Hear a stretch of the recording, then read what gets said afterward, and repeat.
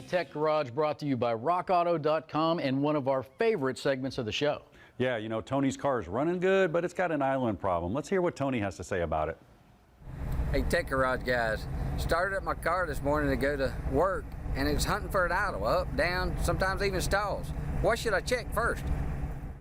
Well, Tony, it could be an idle air control motor, or if it's a new car, it's drive-by-wire. That's going to get a lot more complex. But our Firebird employs the idle air control motor, Brian. Yeah, it actually couldn't be any simpler. Access is easy, and it's just a metering gate, metering valve for that idle process. I'm going to back this one out and show you very quickly just how easy it comes out and what bad looks like.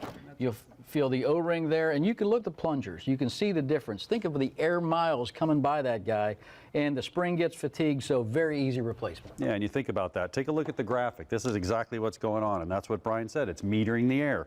So on the graphic, you can see the throttle on an old school car is completely closed. The air's coming up. It's going around, and that idle air control either steps forward, closes the air supply, which lowers the idle, or it steps back, opens that air supply, which raises the idle. Brian, looks like you're reversing the procedure there. Yep, and the O-ring comes with the new part we got from RockAuto.com. There's a shelf inside. Be sure it sits down on that shelf.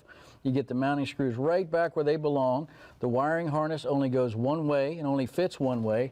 I'll get that all buttoned back up. Couldn't be simpler. I think that solved the problem. Yeah, and Tony, check out your check engine light. Sometimes it'll determine if that's doing it or not doing it. You know, pretty easy fix.